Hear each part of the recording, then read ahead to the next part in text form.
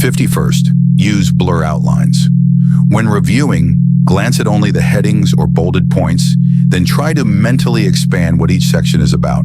This checks your comprehension and fills in mental gaps. 52. Apply the 2-minute rule. If you're procrastinating, commit to just 2 minutes of studying. Often, getting started is the hard part. Once you're in, you usually keep going. 53rd, visualize exam day. Mentally rehearse opening the test, flipping through pages, and calmly answering. Visualization reduces anxiety and builds confidence by simulating success in advance. 54. Use brain dump warm-ups. Before every study session, dump everything in your head on a blank page. This clears your mind, surfaces ideas, and resets your mental focus. 55. Avoid over-highlighting. Highlight only the essential ideas, not whole paragraphs. Better yet, highlight only after reading the full section, once you know what's important. 56. Sleep after learning. Aim to sleep within 4 to 6 hours of studying. This is the prime window for memory consolidation. Your brain literally replays and strengthens what you just learned. 57. Read slower, not faster. Speed reading sacrifices comprehension. Instead, slow down and pause to mentally explain what you just read. It's better to fully understand 1 page than skim 10. 58. Use the Lightner system. Sort flashcards into boxes based on how well you know them. Review box 1 every day, box 2 every 3 days, and box 3 once a week. This forces review where you need it most. 59th, switch formats. If you usually read, try videos. If you usually listen, try drawing. Switching formats keeps your brain alert and engages more memory pathways. 60. Take mental snapshots. After reading or solving a problem, pause and take a picture in your mind of what you just learned. This visualization strengthens mental connections. 61. Write cheat sheets, but don't use them. Make the best 1-page cheat sheet you can, then study that. The act of condensing and summarizing forces deep learning and makes review fast. 62nd. Stand and move while reviewing. Try studying while pacing, walking, or using a standing desk. Physical movement increases circulation and can wake up a sleepy brain. 63. Use scent association. Wear a specific scent or chew mint gum while studying, and use the same during tests. This subtle sensory trick can trigger memory retrieval. 64. Schedule. Nothing time. Block off a few minutes daily to sit and do nothing. No phone, no content. This mental reset reduces brain fatigue and increases future focus. 65th. Review backward. Start at the end of the chapter and move backwards. This breaks the rhythm your brain gets used to, forcing it to reprocess and engage with material in a new way. 66. Teach with 0 notes. Choose a topic and explain it out loud to an imaginary class without looking at your materials. This Feynman-style retrieval is the ultimate test of mastery. 67. Use the 3x3 review method. Review content once after learning, again the next day, and one final time after a week. This spacing locks the info into long-term memory without needing constant repetition. 68th. Study just before bed. Your last activity before sleeping is often prioritized during memory consolidation. Spend your final 15 minutes reading or reviewing key ideas, not scrolling your phone. 69th. Design a study ritual. Light a candle. Open a certain playlist. Sit at one specific spot. Repeating these cues builds habit memory and conditions your brain to switch into focus mode instantly. 70. Build mental scaffolding. Before learning a new topic, take 5 minutes to preview the structure, what the topic is, why it matters, and how it connects to things you already know. This prepares your brain for absorption. 71. Always start with questions. Don't open your book with a blank mind.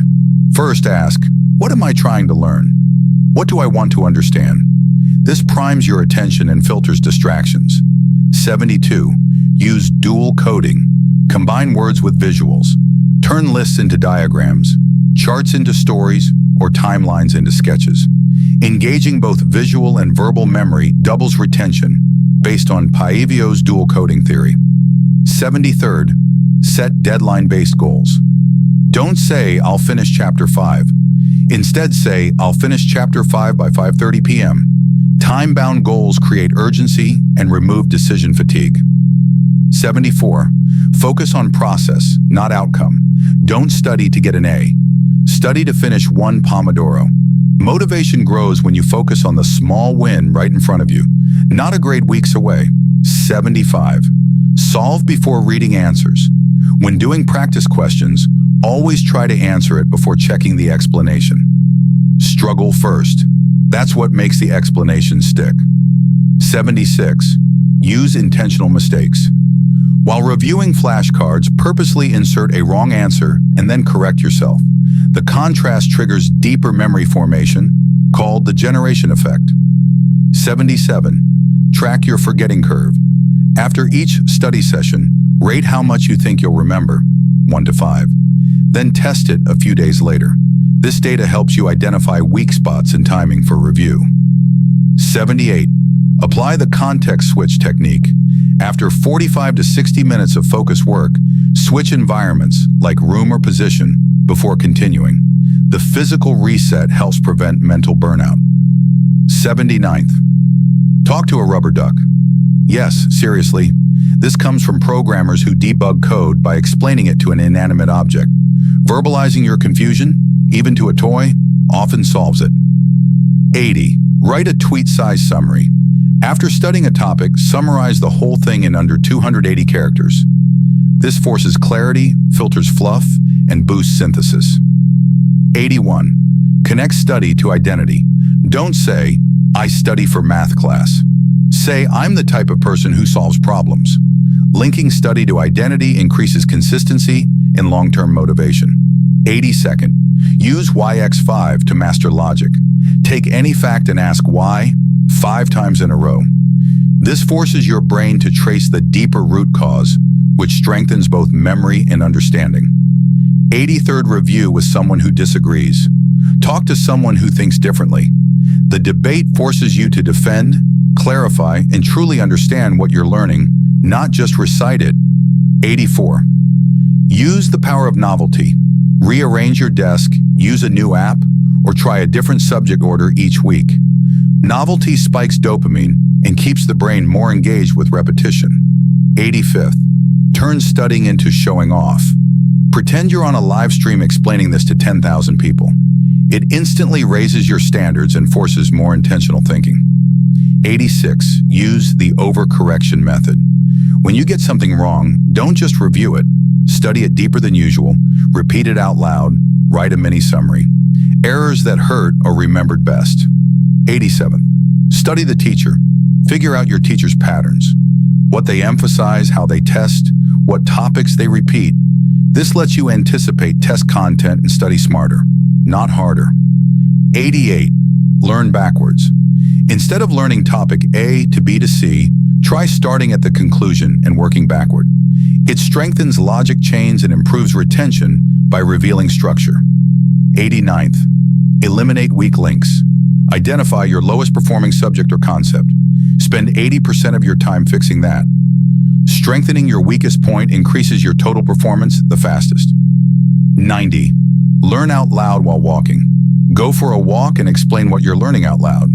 Movement plus verbalization enhances encoding and keeps energy high. It's scientifically backed. Stanford Movement Memory Studies. 91. Keep a mistake log. Every time you mess up, quiz, test, homework, log it. What was the mistake? Why did it happen? How can you avoid it? Review this weekly to compound learning from failure. 92. Color code for memory, not just looks. Use specific colors to trigger memory, e.g. red for definitions, green for formulas. Repetition plus color builds strong recall anchors. 93. Never reread passively. If you're rereading notes or textbooks, stop and ask, "Can I explain this back from memory right now?" Passive rereading is the illusion of competence. 94. Make a concept wall. Tape sticky notes of the biggest ideas to your wall or closet. Constant, passive exposure glancing daily, reinforces recall without effort. 95. Connect topics across subjects. Ask, how does this concept in biology relate to what I learned in psychology? Linking across domains makes knowledge more durable and transferable. 96. Use spaced and interleave practice. Mix topics, interleaving, and spread them out, spacing. This combo creates deeper recall than cramming one topic over and over. 97. Have an unplug hour daily. 1 hour where your phone is in another room. This trains your brain to tolerate boredom and sharpens attention systems, critical for focus. 98. Record voice notes of key points, then replay while doing chores, walking, or even brushing your teeth. This passive reinforcement sneaks learning into your non-study time. 99. Schedule active recall days. Set entire days, like Sundays, to do only testing, flashcards, quizzes, teaching, summarizing, no reading, just retrieval. It's the most efficient way to lock in material. 100. Think long-term compounding. If you get 1% better at studying every day, that's 37 times better in 1 year. So don't wait for motivation, build systems. Even small tweaks today create massive gains tomorrow.